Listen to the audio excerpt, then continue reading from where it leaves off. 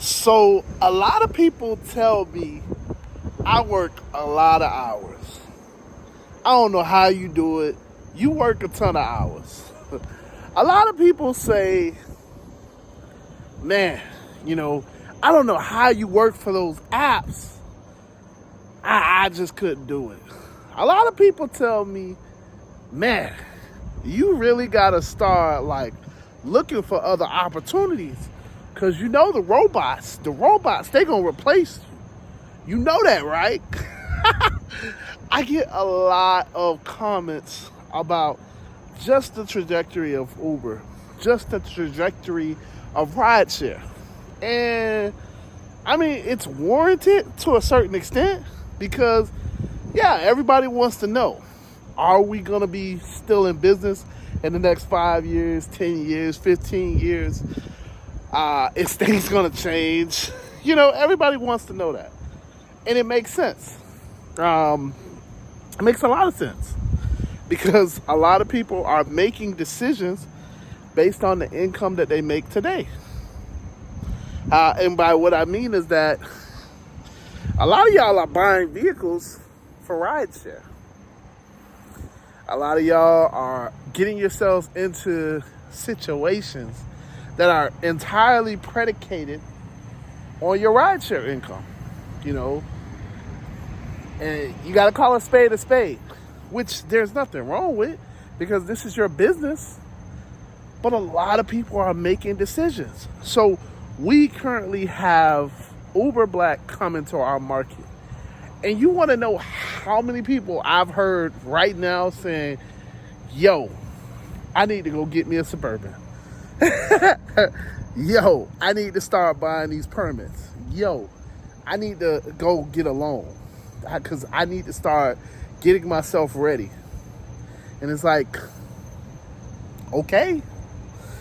But, I mean, you rushing to do it, and it ain't like it started yesterday. It still hasn't started per se. It's coming. It's on the horizon. You still got time. But a lot of people are making decisions based on Uber and what they perceive the market to be. And it's crazy. It's crazy. Just in the sense of okay, so what do you do? What do you do if you just bought a vehicle and they come out with Uber Black? So now you would know, in my case, I would be trying to get a Model Y. So now I wouldn't be able to get I would no longer have Premier in my market if they switch over to Uber Black. I would have to obviously get a chauffeur's license. I mean, not a chauffeur's license. It's the other license. I would have to have the permits. I would have to have commercial insurance. So yeah, long story short, there's a lot of other variables now that comes into play, right? That I would have to do. And you're telling me that I should just want to do this just because it's on the horizon, right? Then you got the other people that's like, well, I wouldn't do that because, yeah, the robots, they coming. They going to replace you. You got the Cybercab, which is obviously a Tesla product. And then you have Waymo, which is, yeah, they're already partnered with Uber. We're already partnered with Uber. They took over the Texas market, the Austin, Texas market. So yeah, they're definitely coming. They're definitely growing. They're definitely getting more traction. So it's like a lot of people are asking the same questions. And then obviously, if you watch my video the other day, the rental car company that I promoted for so long, well, that I helped promote, they're having problems. They're having insurance issues. And it ain't even necessarily with Uber. They're having insurance issues with the state. Ugh. So a lot of people are in a state of unknown, if that makes sense. Because a lot of the things that we've held to be constant, at least for the last couple months, are getting shaken. And it's tough. It's tough because it's like, yo, like what do you do in this situation? There is no manual on how to handle these upcoming changes. Nobody even knows exactly what the changes are going to be, you know. I mean, we guessing, you know, obviously Uber Black for the South Florida market is going to start in South Beach, and then it's going to, I would believe it's going to take over Premier completely, you know, within those couple months. The same way that Advantage Mode started off as a pilot program, and then now, you know, all of these months later, we see the updates to what actually is Advantage Mode and Standard Mode and all of that stuff. So it's going, you know, that's the way Uber does things. But we don't know until they do it. So, you know, there's just a lot of unknowns going on right now. You know, so that's what this video is about. You know, what do you do in the face of unknowns? What do you do when you don't know what's going to happen? And as you can see, I'm rocking my little headphones today because I was going for a walk. And that's the first step. That is the first step. I recommend you gotta, so there's a lot of pressure being put on to people because, you know, you don't know if you're going to be able to continue making the same money. You don't know if you're going to have to return your vehicle. You don't know if you're going to be replaced tomorrow. What I recommend everybody that's in that position, obviously I'm in that position too, but what I recommend is everybody just stop and take a breath. Take a moment to relax. So that's what I'm doing. I am going for a walk. You know, there's a saying. So the saying is pressure busts pipes is the saying. A lot of pressure will bust a pipe. Bust it wide open, and then now you got to go replace the whole pipe. I'm not a plumber, but that's the saying. So what I would recommend, you know, is that first and foremost, you take a moment to de-stress. So for me, it's going for walks. So I don't even have my gear. That's why you see it shaking a little bit more. I'm just out here walking, you know, just walking, enjoying the fresh air. Now, I am in South Florida, so my weather's a little bit better. But still, man, you take a moment and you just regain composure. Because when you're making decisions based on your emotions, it never comes out right. Trust me, I know. I've made so many mistakes by just wanting to do something. Being emotional and just wanting to, I'm going to make this decision. And it's like, if I would have just taken a moment, calmed down, and then came back at it, maybe I would have made a stronger decision. Maybe I would have considered other factors that, you know, could have made my decision better. Now, obviously, you're going to make a decision. So, you know, once you take that moment to relax, once you take that moment to clear your head, to de-stress, then it's about finding out your options. So, you know, one of the stresses is renting vehicles, you know. So right now, DriveWhip is up in the air. I mean, they say that they have a solution. They say this, they say that. But Uber has not come back out and said, hey, you know, we told you that by the 24th, we were going to deactivate all vehicles that were assigned to DriveWhip. But you know what? It's okay. We've agreed to a conversation. DriveWhip has fixed it. So you know what? By the 24th, you'll still be able to be on the platform. Your vehicle will still be able to be on the platform. We've come to an agreement. Uber has not said that. As you see, I got an ambulance passing by me. Uber hasn't said that. So as of right now, you got to treat it with the understanding that you got to be looking at your options. So personally, I'm looking at all of my options except for Hertz. I am looking at other rental car companies, trying to figure out what's legitimate and what's not.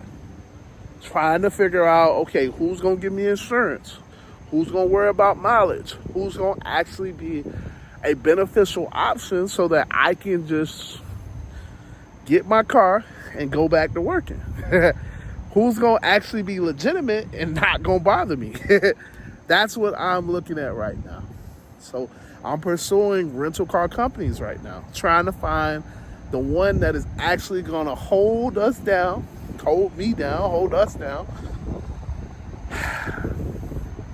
and not be shaky, you know? Because although Drive Whip customer service was horrible, although if you needed anything done, they went ghost on you, but let you miss a payment. Oh, they know how to reach out to you if you miss a payment. But anything else, you couldn't get in touch with Drive Whip. The biggest thing about it is that once you had that vehicle, they didn't bother you as long as you made your payments.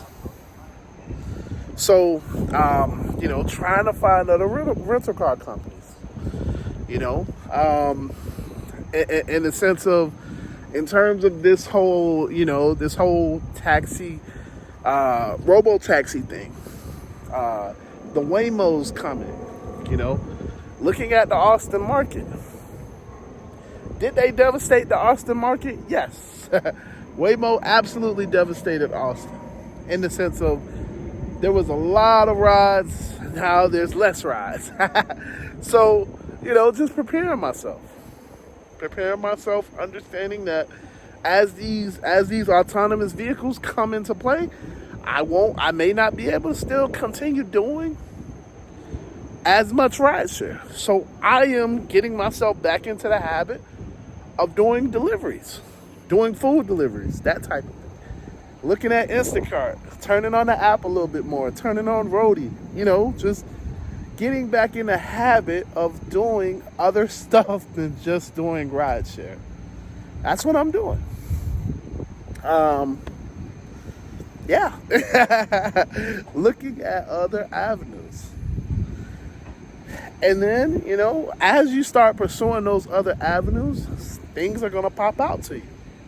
So for me, I already know I'm probably going to be a DoorDash driver for the summer. That's obvious. That's easy, you know, because whether you say it or not, these passengers, these people be complaining about when they do DoorDash, when they order from DoorDash, everybody wants front door service and complains if you don't walk to their door and if you don't come up the 15 flights of stairs with no elevator, or you don't you don't have the condiments. So I at least know if the autonomous vehicles do come and take over the market, they're not going to take over DoorDash, at least for right now.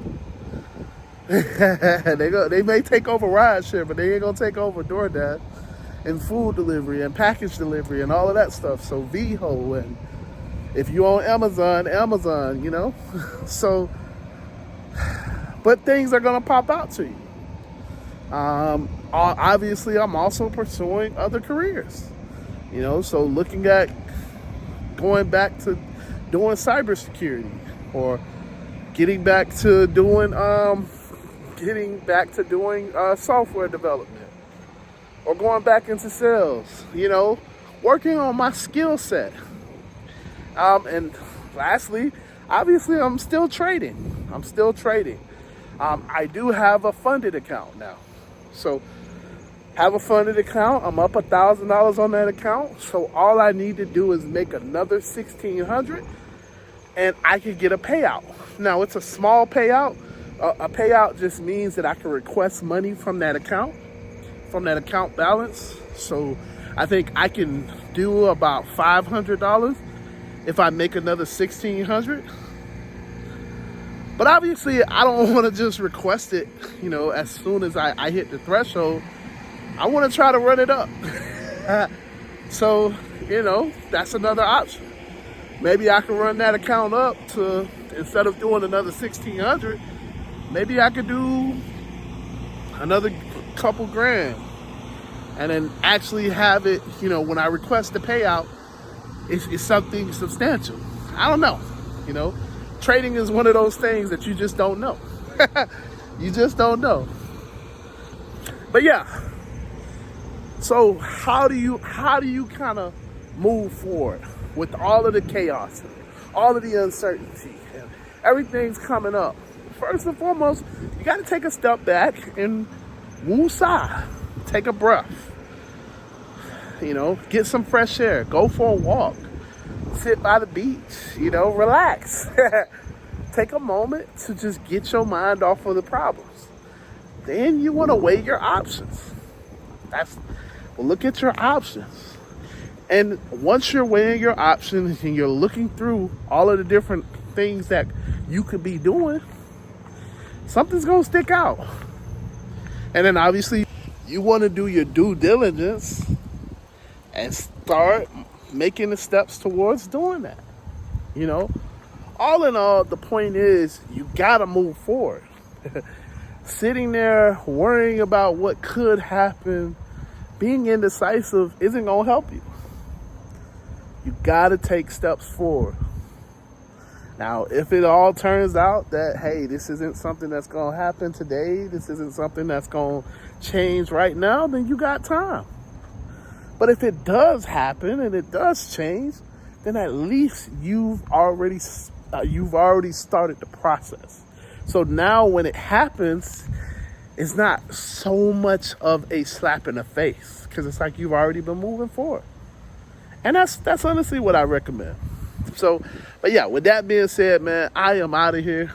I'm kind of I done did my walk now, so it is time for me to get back in my vehicle, get back to work, so I can continue beating Buddha. But yeah, man, if you got any comments, leave them down below. I'm getting better, right? I'm getting better. And yeah, if you're not a part of the Telegram group, the link is in the description. It's only free for a limited time, so we building the community here. So but yeah, with that being said, man, I am out of here. I love you guys. I really do, from the bottom of my heart. I appreciate every single one of y'all. Deuces.